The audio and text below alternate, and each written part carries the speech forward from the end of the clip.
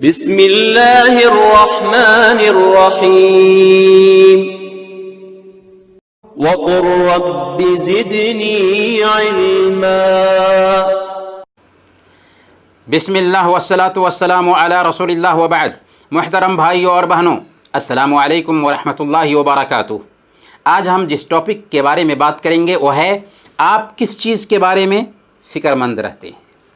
محترم بھائیوں، ذرا دل کو ٹٹولیے اور من سے پوچھیے کہ جب آپ تکیہ پر اپنا سر رکھتے ہیں، جب آپ نیند سے بیدار ہوتے ہیں، جب آپ ڈیوٹی جا رہے ہوتے ہیں تو کس چیز کے بارے میں سوچتے ہیں؟ مال کے بارے میں، کاروبار کے بارے میں، بینک بیلنس کے بارے میں، اولاد کے فیوچر کے بارے میں؟ کس چیز کے بارے میں آپ زیادہ فکر مند ہوتے ہیں؟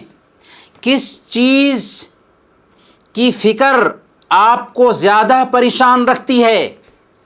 امت محمدیہ کی فکر، اسلام کی فکر، اسلامی عقیدہ کے فروغ کی فکر، یا دنیاوی مال و دولت اور وظائف کی فکر؟ کس چیز کی فکر آپ کو شب و روز لاحق رہتی ہے؟ بلکہ ہمیں کہنے دیا جائے کہ جب آپ نماز میں ہوتے ہیں تو کس چیز کی فکر آپ پر حاوی ہوتی ہے؟ کیا آپ نماز میں پڑھی جانے والی آیتوں اور اذکار پر غور کرتے ہیں؟ کیا اللہ سے سرگوشی کا حق ادا کرتے ہیں؟ افسوس کہ ہماری اکثریت کا یہی حال ہے کہ انہوں نے دنیا کو سب کچھ سمجھ رکھا ہے، دنیا کے لیے ہی جیتے اور دنیا کے لیے ہی مرتے ہیں۔ دنیا ہی ہماری کوششوں اور محنتوں کا خلاصہ ہوا کرتی ہے، حالانکہ اللہ کی نظر میں دنیا کی مکھی کے پر کے برابر بھی اہمیت نہیں ہے۔ سنن ترمذی کی روایت ہے، حضرت سہل بن سعد الساعدی رضی اللہ تعالیٰ عنہ بیان کرتے ہیں کہ اللہ کے نبی صلی اللہ علیہ وسلم نے فرمایا، لو کانت الدنیا تعدل عند اللہ جناح بعوضہ ما سقا کافرا منہا شربۃ ماء۔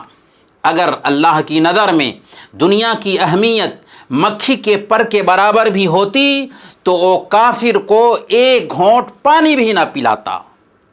اور جس شخص کی کوشش دنیا کے لیے ہو وہ دنیا میں بھی ذلیل ہوتا ہے اور آخرت میں بھی ذلیل ہوگا۔ سنن ترمذی اور سنن ابن ماجہ کی روایت ہے، حضرت انس رضی اللہ تعالیٰ عنہ بیان کرتے ہیں کہ اللہ کے نبی صلی اللہ علیہ وسلم نے ارشاد فرمایا، من كانت الآخرۃ ہمہ جعل اللہ غناہ فی قلبہ وجمع له شمله وأتته الدنيا وهي راغمة ومن كانت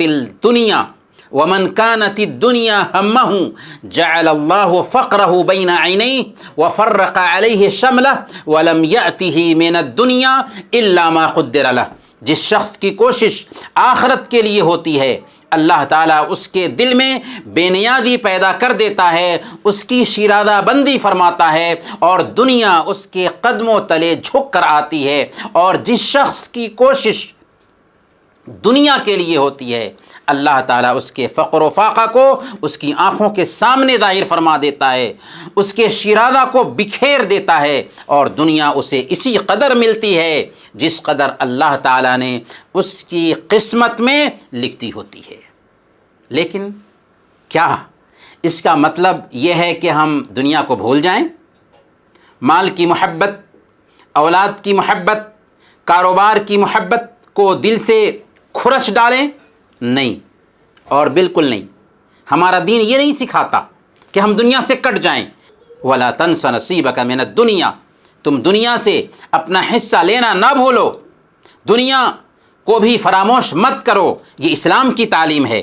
اسلام دنیاوی محبتوں پر اللہ اور اس کے رسول اور اس کے دین کی محبت کو بس غالب دیکھنا چاہتا ہے۔ مال کی محبت میں عیب نہیں ہے، اولاد کی محبت میں عیب نہیں ہے، کاروبار کی محبت میں عیب نہیں ہے، لیکن یہ ساری محبتیں اللہ اور اس کے رسول کی محبت کے تابع ہونی چاہیے۔ اسی لیے اللہ تعالیٰ نے فرمایا سورہ التوبہ آیت نمبر 24 نمبر کی آیت، قل ان کان آباؤکم وابناؤکم واخوانکم وازواجکم وعشیرتکم واموال اقترفتموها وتجارة تخشون كسادها ومساكن ترضونها احب اليكم من الله ورسوله وجهاد في سبيله فتربصوا حتى يأتي الله بأمره والله لا يهدي القوم الفاسقين۔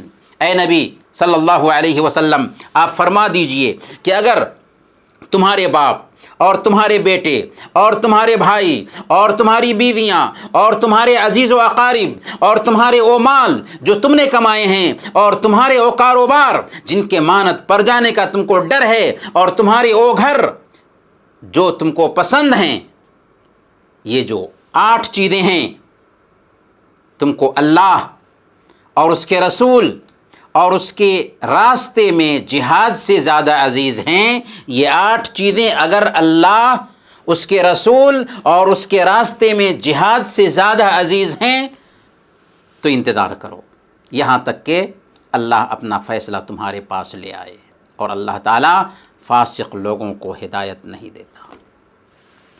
محترم بھائی اور بہنوں، ایک بچے کے سامنے معمولی کھلونا رکھیں اور دوسری طرف بیش قیمت ہیرے کا زیور رکھیں، ایک طرف کھلونا دوسری طرف قیمتی ہیرے کا زیور رکھیں، تو وہ کس چیز کو اٹھائے گا؟ کھلونے کو اٹھائے گا، اور قیمتی ہیرے کی بالکل پرواہ نہیں کرے گا۔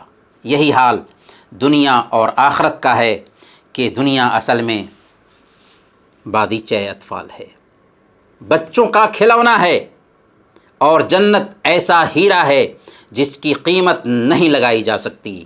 اس لیے ایک مومن کی سوچ بچے کی سوچ نہیں ہونی چاہیے۔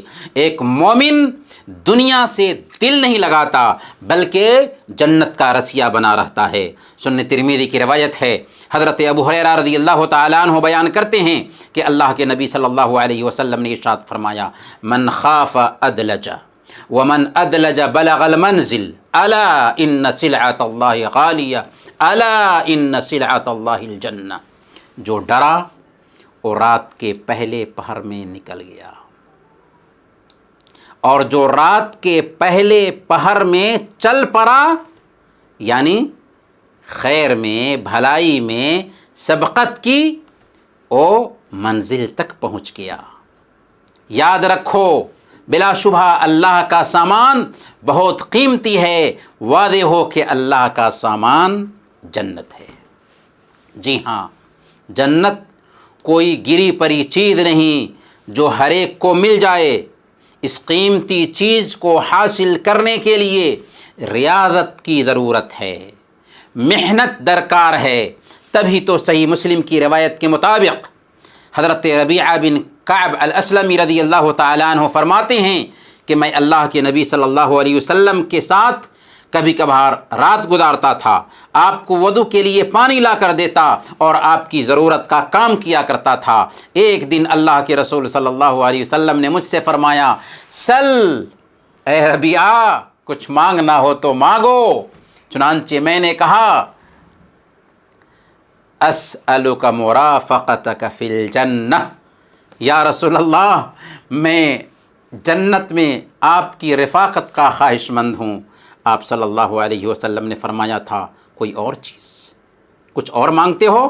میں نے کہا کہ بس یہی کہ جنت میں آپ کی رفاقت نصیب ہو جائے۔ تب اللہ کے نبی صلی اللہ علیہ وسلم نے فرمایا تھا، فَعِنِّي عَلَى نَفْسِكَ بِكَثْرَةِ السُّجُودِ، لہذا تم زیادہ سے زیادہ سجدہ کر کے میری مدد فرماؤ۔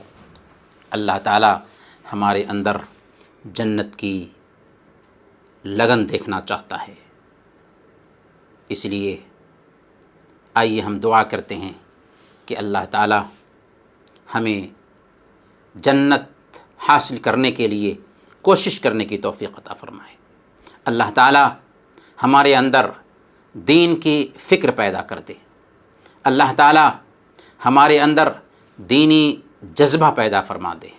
اللہ تعالیٰ ہمیں دین کا کام کرنے کے لیے استعمال کر لے۔ آمین۔ وصلی اللہ علی نبینا محمد وعلی آلہ وصحبہ اجمعین۔